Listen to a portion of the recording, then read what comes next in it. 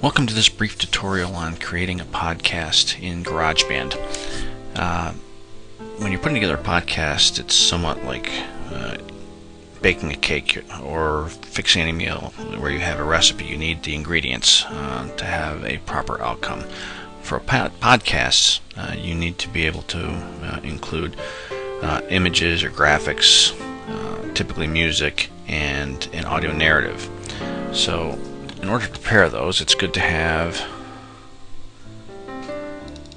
pictures, and it's good to have a script. And to get started, click on the podcast icon. Let's give it a title.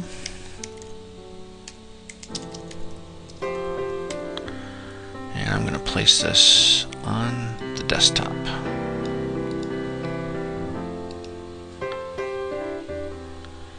And just to make this a little bit smaller, you'll note that you have the podcast track, the male voice track, female voice track, and jingles as a default. Since there won't be a female voice track, I'm going to delete that track. Okay. Now, one of the things to get started is to create an episode artwork, which is sort of the default image that you want to have for your podcast. In this case, I have a graphic here that I used in an earlier podcast. And as the track goes along, unless you have a piece of artwork to display during the track, this image will default. And this is the preview pane that is visible. Alright, now what I want to do is insert a narrative vocal track just to get a baseline, and I'm going to use the script that we have here. So I have to select GarageBand, get the preview out of the way. This red button is the record button, and it's very helpful to read straight from the script, preferably something you've rehearsed. In today's lesson, we will begin our series on literary devices and take a look at symbolism and foreshadowing. As always, when you listen to or view one of these podcasts, you should have your binders with you and something to write with so you can take notes. If you don't have them with you now, pause this podcast and go get them. And don't let it happen again. You dig? Okay. So the trick is to do sort of distinct segments of your vocal track so that it's easier to edit and assign images towards a particular piece of content. And in some cases, you can see by these graphs when there's actual audio. And what will often happen at the end of a piece of audio is there will be breathing or pausing, and a good way to trim those is to select the track, go to Edit, Split, and then select the little piece that you want to trim off and delete. And to go on to the next piece of track, I would just continue to record. Okay, as we read and study the novels we will cover this year, we'll focus on a couple literary devices for each book. Now I've got good news and bad news. The good news is that we will do most of our work in any given book on the devices we are featuring. The bad news is that as you learn more and more of these literary devices, you may be called upon to apply a device you learned about in an earlier book to the novel we are studying at the moment. Okay, so I have two voice tracks with some information that I know based on the content. I can listen and play it back.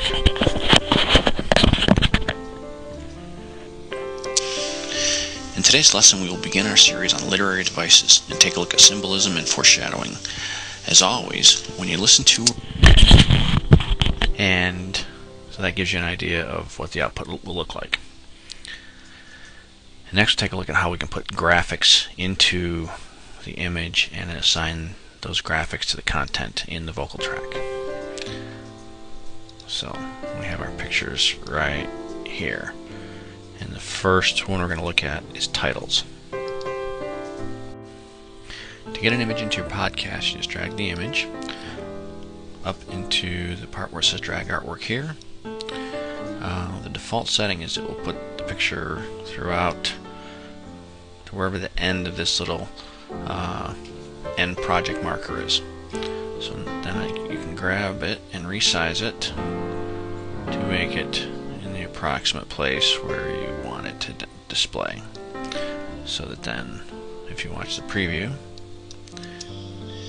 today's lesson on beginner series on literary devices, and take a look at some. You see how while the track is going across the image, it will display in the preview, and then go back to the default image. Now, one technique is to put an image, because the image tends to go all the way to the end. I like to put an image and resize it sort of as a placeholder so that I don't have to keep doing that every time. Now, if my next image is going to be a definition, I pop that in there. I can drag it where I'd like and resize it. Now, one thing you'll note, watch the preview as the track goes across. If you have a break in between images, it will go back to the default. And if that's playing in real time, if you want them to be sequential, it will still look like this. You can get a subliminal image or an image pop-up, so it's good to make sure that these are flush so that when the transition goes from one image to the next, it's seamless. And so those are image, vocal track, and then jingles. If you go down here and select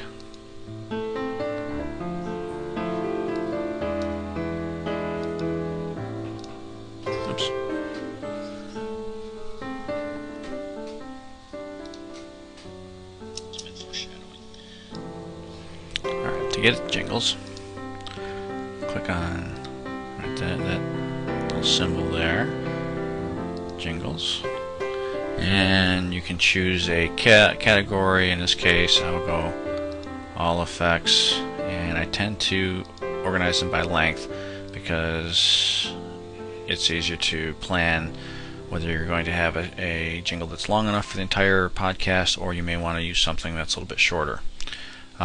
In this instance, I'm just going to pick something random. Right now, if we use the current content we have, it goes out to about 40 seconds. So if I pick something that was 40 seconds, curtain call long, I drag that up all the way to the beginning.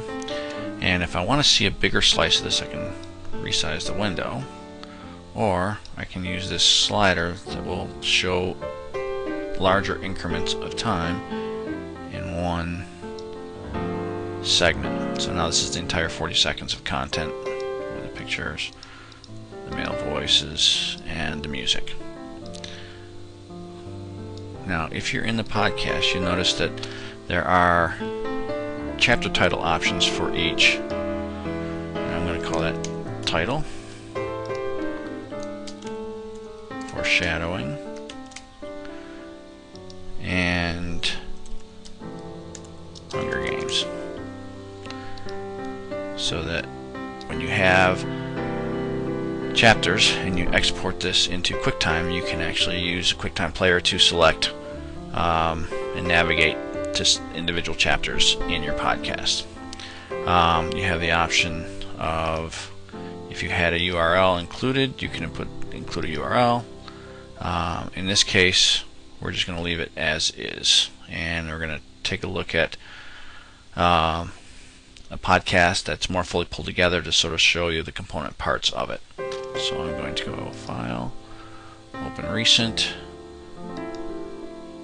and I'm not going to save my sample work here.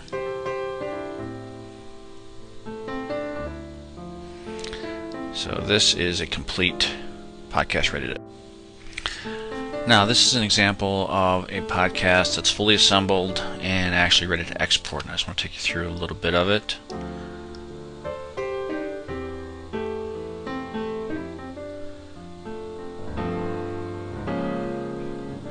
You'll see that there are gaps where I don't have pictures, and that's where I want my default image to display, but I have, for both my narrative and for my music, I have continuous stream, so there's no dead air. I do, however, have instances where I have multiple music tracks that may overlap, and you'll notice this track volume actually has a line and control points put into it, and I can adjust the track volume as it plays to do a fade out, a fade in. I can increase the volume for a short duration or decrease it. So it allows you to do very finite control of any particular audio track. In some cases I have canned music, in some cases it's my actual voice. Any of these things can have an audio track, but I'm not going to mess with my voice, and I don't need a female track, and so I'm going to play this next bit, and you'll see how the music transitions to the fade, and to the surge back to the next piece of music that I'm playing. And let's take a listen. A symbol is designed for a very specific reason, and a very specific interpretation is hoped for. Most of you have probably seen McDonald's double arches that look like a big M. McDonald's clearly wants you to associate that symbol with their restaurants. For some, that same symbol has come to represent unhealthy eating habits and even obesity, something I imagine McDonald's did not intend.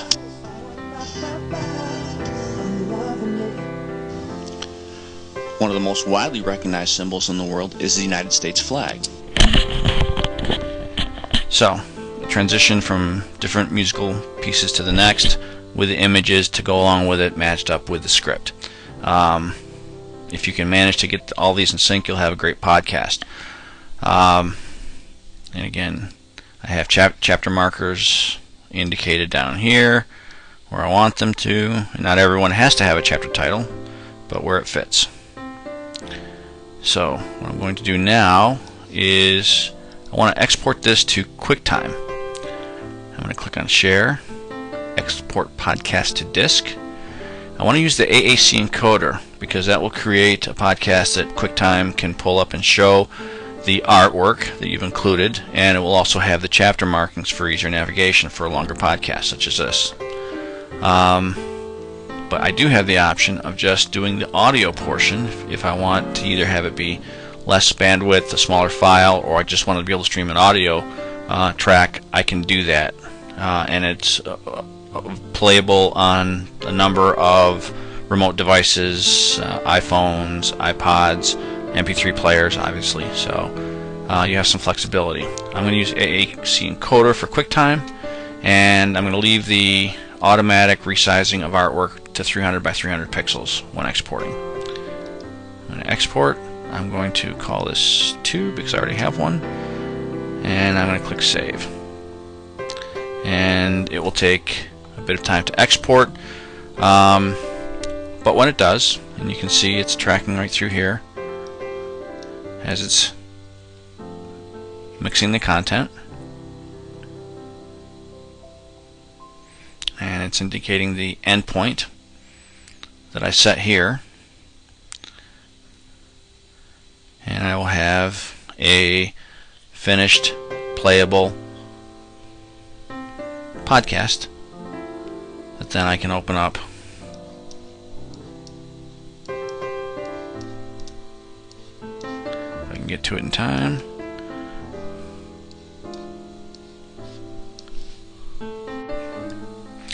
Now I did a little poking around, and And what I want to go into is I save that to the data hard drive, into this folder, and there's our file name. And I want to open that with QuickTime Player. And notice I have chapters that I can go to.